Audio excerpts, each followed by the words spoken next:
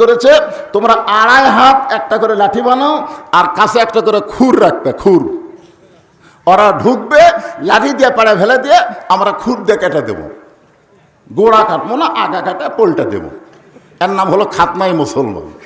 আমার ওয়াজ খালি বাংলাদেশে চলে না, আমার ওয়াজ গোটা পৃথিবীর সব জায়গায় চলে। ধরে করার কথা ঠিক না? ওরা বুঝবার পারছে ঢুকবি অত সহজ না। ভাগ্যগুণে আমরা একটা পাইছিলাম, মনে হয় বেশি দিন আর থাকবি না। ইউনুস নবীরে খাইল মাছেতে গিলিয়া, ফেরেশতা পাঠাইলেন আল্লাহ ইসমে আজম দিয়া। দমে দমে সে হরদম পড়ে সে ইসমে আজম, মাছেরই উদর হইতে বাঁচাইলা প্রাণ। সবাই বলেন আল্লাহু আল্লাহু, তুমি জাল্লে জালালুহু, শেষ করা তো যাই না গেয়ে তোমার গুণগান। একটা মাছ ইউনুস নবীকে পেটের মধ্যে তুলেছিল, কিন্তু হজম করবার পারেনি। আজকে বাংলাদেশের ক্ষমতার চেয়ারে অস্থায়ীভাবে যিনি আছেন তার নামও ইউনুস। কথাকার নাম কি? ভারত যখন হাসিনারে পাওয়ার পরে আবল তাবল বলা শুরু করলো, এই ইউনুস ভারতকে বুড়ে আঙ্গুলে দেখায় চিনত গেল। জোরে কোন কথা ঠিক কিনা? আজকে তিস্তা ব্যারেজ যে ভারত ফারাক্কা বাদে বাংলাদেশকে মরুভূমি বানাবার চাইছে, এখন চীন এসে চুক্তি করে তিস্তা ব্যারেজ আগামীতে হয়ে যাচ্ছে। আলহামদুলিল্লাহ বলে। কি ভাবতেছেন? আজকে তুরস্ক বলতেছে ভারত অস্ট্রেলিয়া বাড়াবাড়ি করিস না, গোটা বাংলাদেশে অস্ত্র দিয়ে ভরে দেবো। কোন কথা ঠিক কিনা? আমরা কলেমা পড়ে যখন টিপ দেবো, ওরা ভগবান কয়ে মরে দেবি।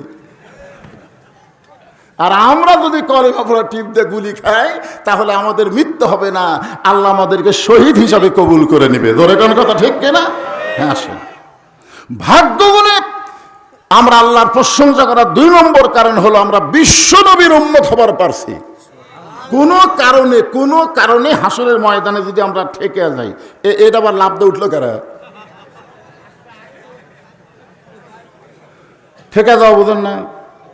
মানুষ কয় না কোনো কারণে যদি ঠেকে যাস আমি আছি, এ কথা কয় কি কয় না? তখন আপনার আর কোনো টেনশন থাকে? কোনো কারণে যদি আমরা ঠেকে যাই, তা আল্লাহ আমাদেরকে এমন একটা নবী দিছেন, তিনি শুধু নবী না, আছেন আমার মুক্তার, আছেন আমার বারিস্টার, শেষ বিচারের হাইকোর্টেতে তিনি আমায় করবেন পার। আমরা পাপী রাসূল জাবিন্দার। আল্লাহ যখন হাকিম হয়ে আমাদেরকে আসামি বানায় বিচার শুরু করবেন, ওই সময় আমাদের নবী আমাদের পক্ষে ওকালতি করে, বারিস্টারি করে, আমাদেরকে জামিন করে, সুপারিশ করে জান্নাতে পৌঁছে দিবে। এমন একজন বিশ্বনবীর উম্মত হওয়াতে আপনারা খুশি না বেজার? খুশি। তাহলে জবান খুলে আরেকবার বলি আলহামদুলিল্লাহ। এখন আসেন যে কোরআন থেকে আপনার তাফসীর শুনবেন, আমি সেই কোরআন থেকেই কয়েকটা আয়াত আপনাদের সামনে তেলাওয়াত করেছি। এই কোরআনের প্রথমেই আল্লাহ বলেছেন জালিকাল কিতাব, এটা এমন একটা কিতাব লা রাইবা ফি, যার ভিতরে কোনো সন্দেহ নাই। এখন আপনারা অনেকে মনে করতে পারেন হুজুর 1500 বছর আগে যখন কোরআন নাজিল হয়েছিল ওই সময় সন্দেহ ছিল না, কিন্তু এত বছর যাওয়ার পরেও কি সন্দেহ ঢোকেনি? যেরকম বাংলাদেশে কিছু কিছু বক্তা ওয়াজে আসাই বলে এটা জাল হাদিস, এটা জাল হাদিস, এটা জাল হাদিস, বলে কি বলে না? আজ পর্যন্ত কেউ বলেছে এটা জাল আয়াত, এটা জাল আয়াত কেউ বলছে? কেন বলেনি? না বলার পিছনে কারণ হলো ইন্না নাহনু নাযালনা যিকরা ওয়া ইন্না লাহু লাহাফিজুন। আল্লাহ বলেছেন এই কোরআনকে আমি জিকির হিসাবে নাজিল করেছি, আর কোরআন হেফাজতের দায়িত্ব স্বয়ং আমি আল্লাহ নিজেই নিয়েছি। জোরে কারণ সুবহানাল্লাহ। কিয়ামত পর্যন্ত এই কোরআনের একটা নোক্তা পর্যন্ত পরিবর্তন হবে না। জোরে কারণ কথা ঠিক কি না? কিন্তু শর্ত হলো হুদাল্লিল মুত্তাকিন। এ কোরআন থেকে হেদায়েত নেবার গেলে পাইকারি হারে সবাই পাবে না। কোরআন থেকে হেদায়েত নেবার গেলে মুত্তাকি হওয়া লাগবে। জোরে কোন কি হওয়া লাগবে? কারণ নবী যখন কোরআন তেলাওয়াত করতেন তখন আবু জেহেল কিন্তু সারা রাত কোরআন তেলাওয়াত শুনতেন, সারা রাত। সকালবেলা যা মিটিংয়ের মধ্যে বলতো এত সুন্দর কোরআনের বাণী, রাতটা কোন দিক দিয়ে গেল আমি বুঝবারই পারিনি। সোনাল্লাহ না কেন? আচ্ছা আপনার বলেন তা আবু জেহেল কি কোরআনের বিরুদ্ধে কথা? এত সুন্দর কোরআনের বাণী রাতটা কোন দিক দিয়ে গেল আমি বুঝবারই পারিনি।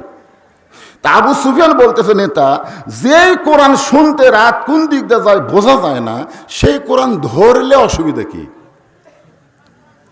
না শুনলেই যদি এত মজা হয় তাহলে এটা ধরার মধ্যে লাভ আছে না নাই? আবু জেহেল বলতেছে হক কথা রে, হক কথা জোরে বলা যাবি না, হাসিনার শাসন চলতেছে, তুই আমার কাছে আয়। আবু সুফিয়ান যেই কাছে গেছে কানে কানে বলতেছে এই কোরআন ধরলে আমাদের মতন ভুয়া নেতাগিরি আর চলবে না, আসল নেতা হয়ে যাবে আব্দুল্লাহর এতিম পোলা। আজকে নবী নাই, এই কোরআনকে যদি গ্রহণ করা হয়, আল উলামা ওয়ারাসাতুল আম্বিয়া, আলেমরা হলো নবীদের ওয়ারিস, তাদের হাতে নেতৃত্ব যাওয়ার কারণে আবু জেহেল মার্কা দল যারা করে তারা চিরদিন কোরআনের বিরুদ্ধে চারণ করবে। জোরে কোন কথা ঠিক? এই কোরআনের বিরুদ্ধে চারণ করবে কিয়ামত পর্যন্ত 3 শ্রেণীর মানুষ। কয় শ্রেণীর? কোরআন যেন কোনো কালি বিজয় না হয়। কোরআন তেলাওয়াতের মধ্যে থাক, ওয়াজের মধ্যে থাক, অসুবিধা নেই। কোরআন আপনি ওয়াজ করেন, কোরআন তেলাওয়াত করেন। আজকেও 123টা দেশের মধ্যে বাংলাদেশের একজন হাফেজ ফার্স্ট হয়ে গেছে। জোরে কোন সুবহানাল্লাহ। এমনকি সৌদি আরব, কুয়েত, কাতার পর্যন্ত পারেনি। যে এলাকায় আল্লাহ কোরআন নাজিল করছে সে এলাকার হাফেজেরা আমাদের বাংলাদেশের হাফেজের কাছে ফেল মেরে গেছে। 123টা দেশের মধ্যে বাংলাদেশের হাফেজ কোরআন তেলাওয়াতে ফার্স্ট। মানে পড়ার দিক দিয়ে আমাদের বাংলাদেশে 1 নম্বর। পড়ার দিক দিয়ে কি দিক দিয়ে? পড়ার দিক দিয়ে। আপনি প্রত্যেক বছর স্বর্ণ পদক নিয়ে আসেন, কোনো সমস্যা নাই। কিন্তু আল্লামা সাইদির মতন যদি কোরআনের পক্ষে ইসলামের বিজয়ের উপরে হক কথা বলেন, তখন সে যতই ভালো বক্তা হোক তাকে আর বাহিরে রাখা যাবে না, তাকে অন্যায়ভাবে জেলখানার মধ্যে ঢুকান লাগবে। জোরে কোন কথা ঠিক? আবু জেহেলের মতন রাষ্ট্রীয় শক্তি কোনোদিনও চাবে না এই কোরআনের বিজয় হোক, এই কোরআন দা বাংলাদেশ চলুক, তারা কোনোদিনও চাবে না। 2 নম্বর হলো পুঁজিপতি শতকরা 2.5 টাকা যাকাত দেওয়া লাগবে। পুঁজিপতি আপনার আমার মতন মানুষের টাকা নেই, 1 লাখ টাকা 2.5 টাকা, অসুবিধা আছে। কিন্তু 1 কোটি 2.5 লাখ, কিন্তু যদি 100 কোটি হয়, 2.5 কোটি, যদি 1000 কোটি হয়, ওরে বাবারে, এই 1000 কোটি যে সমস্ত পুঁজিপতি আছে এরা কোনোদিনও চাবে না বাংলাদেশে আল্লাহর কোরআনের বিজয় হোক। কারণ বিজয় হলেই গরিবের পার্সেন্ট গরিবদের বাড়িতে গিয়া ঢয়ে দিয়ে আসা লাগবে। জোরে কোন কথা ঠিক কিনা? তুমি টাকার মালিক না মিয়া, আল্লাহ তোমার এই টাকা দিছে। টাকার মালিক কে? দিছে, আমানত স্বরূপ দিছে। অথচ টাকা পাওয়া মনে করছে আমার টাকা। ওরা কোনোদিনও চাবে না যে আল্লাহর কোরআনের বিজয় হোক। 3 নম্বর হলো ধর্ম নিয়ে যারা ব্যবসা করতেছে। জোরে কোন কি নিয়ে? আমার দয়াল বাবার দরবারেতে কেউ ফিরে না খালি হাতে। ধর্ম নিয়ে যারা ব্যবসা করতেছে তারা কখনোই চাবে না কোরআনের বিজয় হোক। কারণ কোরআনের বিজয় হলে ধর্ম নিয়ে কোনো ব্যবসা করা যাবে না। জোরে বলেন কথা ঠিক কি না? এই 3 শ্রেণীর মানুষ আমাদের বাংলাদেশে আছে না নাই? আছে। হ্যাঁ, আপনাদের মধ্যেও এতগুলো মানুষের মধ্যেও থাকতে পারে। ওরা তো আমার ওয়াজে শুরু হলেই চুলকানি উঠবে, লাভ নাই। এখন আর হাসিনা নাই, আগে অ্যাঙ্গেলে হক কথা কছি, এখন অ্যাঙ্গেলের দিন শেষ, ডাইরেক্টের বাংলাদেশ। জোরে কোন কথা ঠিক কি না? হ্যাঁ, এখন ডাইরেক্ট কথা হবে, যা হয় হয়ে যাবে। আল্লাহ বলতেছেন, এ কি হলো? এদিকে যারা ডানে আছে খুব ডিস্টার্ব হচ্ছে। ওই পার আবার কে আছে? এটা কোরআন শুভ ভুল করে মোটে না। যারা দাঁড়িয়ে আছে ভাইজান শোনেন, এই মামুদপুর ধনতলার লোকেরা এখানে বলছেন আপনারা,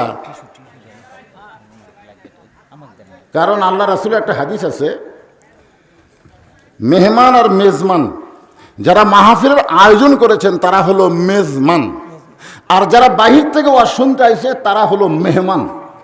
মেহমানদেরকে বসতে দেওয়া সুন্নাত। মেহমানদেরকে কি দেওয়া সুন্নাত? তা আপনারা যদি বসতে দিবার না পারেন, ওরা খাড়া হয়ে তো হো হো করবি।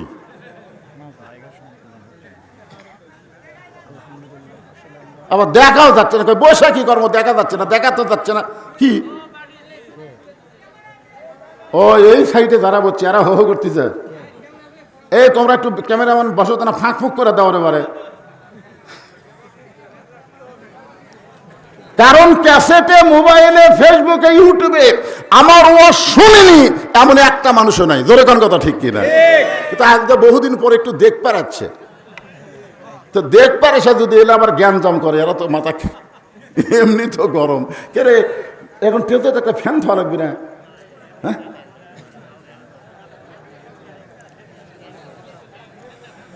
আসেন আলোচনা শোনেন যতদূর পর্যন্ত আল্লাহ আমাদের ধৈর্য দেয়। ফাযকুরুনি আযকুরুকুম ওয়াশকুরুলি ওয়ালা তাকফুরুন। শুরু হয়ে গেল। আল্লাহ বলতেছেন যে আমার জিকির করে, আমি আল্লাহ তার জিকির করি। এই জিকির মানে কি আগে এটা বোঝা লাগবে, যে আমরা আল্লাহর জিকির করি, আল্লাহ আমাদের জিকির করেন। এই জিকিরটা বুঝাতে গিয়ে আমি আপনাদের বলতেছি, আল্লাহর একজন মস্ত বড় পয়গাম্বর। ভাইজান কষ্ট হলেও শোনেন, কষ্ট হলেও আপনারা কথা বলেন না। কথা বললে আপনার নাম দিয়েছেন তাফসির মাহফিল। এখন আয়াতের এই জিকির মানে আমরা এক একজন এক একটা বুঝি। আসলে তো জিকির মানে এক এক জায়গাত এক এক রকম। যখন আল্লাহ বলতেছেন ইজানুদি আলিস সালাহ মিয়াউমিল জুমআ ফাসআউ ইলা যিকরিল্লাহ, এই জায়গায় জিকির একটা আলাদা শব্দের অর্থ। আবার অন্য জায়গায় আল্লাহ বলতেছেন ইয়া আইয়ুহাল্লাযীনা আমানু উযকুরুল্লাহা যিকরান কাসীরা, এই জায়গাতে আবার জিকির মানে আলাদা। জিকির শব্দ ঠিকই আছে, কিন্তু অর্থ আবার আলাদার দিকে নিয়ে যাওয়া লাগবে। তো যে আয়াত আমি তেলাওয়াত করলাম, এটা বুঝাতে গিয়ে আপনাদের যেটা বলতেছে একটু মনোযোগ দেবেন। আল্লাহর একজন মস্ত বড় পয়গাম্বর, নাম হলো নূহ আলাইহিস সালাম। জোরে বলেন নাম কি? শুকনা জায়গায় নৌকা বানাচ্ছেন। এখন আপনারা কবেন হুজুর আবার নৌকা? আওয়ামী লীগের এক নেতা বলেছিল আমাদের নৌকা নিয়ে আবল তাবল বকো না, আমাদের নৌকা হলো নূহ নবীর নৌকা। পৃথিবীতে সর্বপ্রথম যে যানবাহন আল্লাহ দিয়েছে, এই যানবাহনের ইঞ্জিনিয়ার হচ্ছে আল্লাহ, মিস্ত্রি হচ্ছে একজন আল্লাহর নবী। জোরে কান সুবহানাল্লাহ। আর যানবাহনের নাম হলো নৌকা। জোরে কান নাম কি? আরো জোরে। আজকে স্বপন থাকলে খুবই খুশি হতে। কে আর এর বিরুদ্ধে আমি না বুঝে লাগছি, ই তো নৌকার মিছিল করতেছে। এমন সময় একজন বুড়ি মানুষ লাঠিতে ভর দিয়ে এসে বলে, বাবা নূহ, এই শুকনা জায়গায় নৌকা বানানোর কারণ কি? নূহ বললেন, বুড়িমা, বন্যা নামক একটা গজব হবে। বন্যা নামক একটা গজব। জোরে কোন কি হবে? এই গজবে গোটা পৃথিবী ধ্বংস হয়ে যাবে। কেবলমাত্র নৌকার ভিতরে যাদের জায়গা হবে তারা ধ্বংস হবে না, কেবলমাত্র তারাই ধ্বংস হবে না। বুড়ি বলতেছে, বাবা নূহ, গজবে সবাই যদি নৌকায় উঠতে চায়, তোমার ছোট্ট নৌকার মধ্যে কি সকলের জায়গা হবে? নূহ নবী বললেন, বুড়িমা, এই নৌকার শর্ত হলো ইমানদার বান্দা বান্দি যারা নৌকার ভিতরে জায়গা পাবে, তারা বেঈমানদের জায়গা নৌকায় হবে না। এখন বোঝা গেল আওয়ামী লীগের নৌকা আর নূহ নবীর নৌকা এক না। এক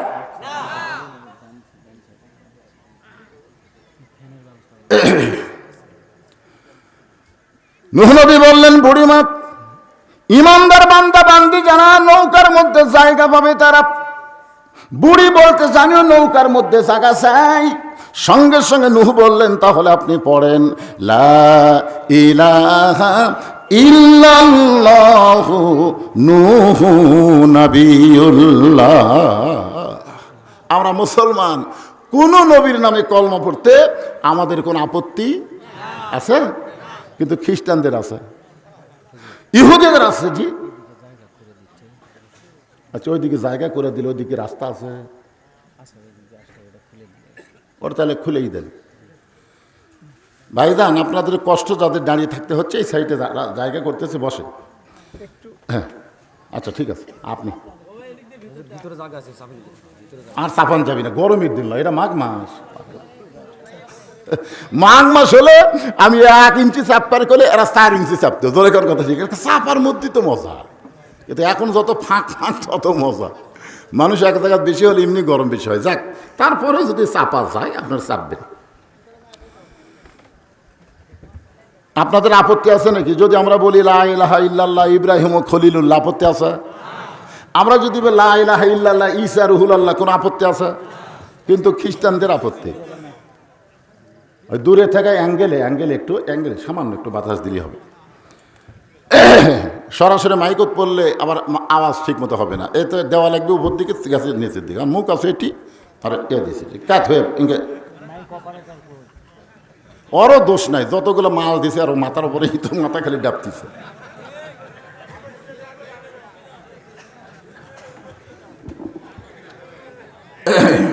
হ্যাঁ আপনার একটু ধৈর্য নিয়ে শোনেন ভাইজান।